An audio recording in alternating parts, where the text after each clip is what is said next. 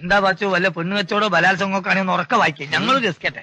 എന്റെ ചേട്ടൻ എന്തിനാ നിനക്ക് ഇത്രയും ക്യാഷ് ഒക്കെ അയച്ചു തരുന്നത്? എന്റെ ചേട്ടൻ അബ്രോഡാണ്. ഒരു മന്ത്ലി ചിലപ്പോൾ 1 ലാക്ക് അല്ലെങ്കിൽ കിട്ടുന്ന പോലെ ചേട്ടൻ എങ്ങനെ കിട്ടുമോ, ചിലപ്പം 1.5 ലക്ഷം അല്ലെങ്കിൽ 2 ലക്ഷം അങ്ങനെയൊക്കെ എനിക്ക് അയച്ചു തരാനുണ്ട്.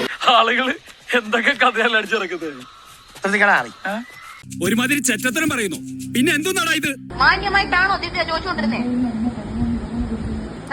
ചേച്ചി അതല്ലേ ചേച്ചി പറഞ്ഞത്, ഒരുമാതിരി തണ്ടയില്ലായ്മ പറയില്ല. 50-നകത്ത് ഒരാളെ വെച്ച് എടുത്തിട്ടുണ്ടെന്ന്. 50ന്റെ അപ്പ നേരിട്ടുണ്ടായിരുന്നെങ്കിലുണ്ടല്ലോ ചെപ്പ അടിച്ച പൊട്ടിച്ചനാ. നിങ്ങൾക്ക് ഹൈദ്രോസിനെ അറിയില്ല. ചേച്ചി സോറി ചേച്ചി. അടി എന്ത് ഊമ്പിപ്പിച്ചിട്ടിരിക്കുകയല്ലേ, ഊമ്പിപ്പിച്ചിട്ട്. ഇങ്ങനെ തെറി വിളിക്കല്ലേ, ഒരു മനുഷ്യനാണ് ഞാൻ. ഈ ചെക്കനെന്ത് പറ്റി? വെറുതെ തല്ലുകൊണ്ട് ചാവാനാണല്ലോ ഇവന്റെ വരവ്. അതല്ലേ ചേച്ചി ഞാൻ പറഞ്ഞത്, ഒരാൾക്ക് 50-നകത്ത് വെച്ച് ഞങ്ങൾ ഷെയർ ചെയ്ത് എടുത്തിട്ടുണ്ടെന്ന്, കിട്ടിയിട്ടുണ്ടെന്ന് തോന്നി. അതങ്ങനെ വരൂ, അതങ്ങനെ സംഭവിക്കൂ. വാ മൂർമ്മേ, ഇത് മാത്രമുണ്ട് 55,000. അതല്ലാതെ 1000 ടീഷർട്ട് വേറെ. ഈ വേറെ കസ്റ്റമേഴ്സിന് വരാൻ പോകുന്നതേ ഉള്ളൂ. അങ്ങനെ ഒരു കാശോ?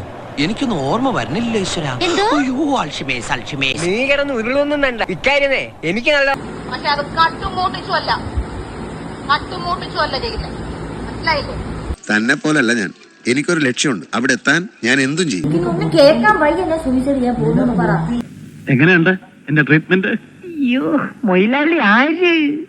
കള്ളനല്ലേ, പെരുങ്കള്ളനല്ലേ. ഐഡിയ ഒക്കെ കൊള്ളാം, പക്ഷെ ഇപ്പൊ വർക്കാവില്ല. എനിക്കറിയണ്ട നിങ്ങളുടെ 3 പേരുടെ ജീവിതം ജീവനോട് നിങ്ങൾ ഉണ്ടെങ്കിൽ കൊലയ്ക്കാൻ ഞാൻ റെഡിയാണ്. കാണാം. കോംപ്രമൈസ് കൊണ്ട് അടുപ്പം വേണ്ട. എന്താടാ പിന്നെ? അല്ല എന്തെങ്ങനെയൊക്കെ പറയണേ? ആ ചെക്കനെ ഒന്ന് കൊടുത്തിട്ടേ. വേണ്ട സാർ, വിവരമുള്ളവർ എന്തെങ്കിലും പറഞ്ഞെന്ന് വെച്ച് വിവരമില്ലാത്ത സാർ എന്തിനാ മറുപടി പറയാൻ പോകുന്നത്? Sorry sir.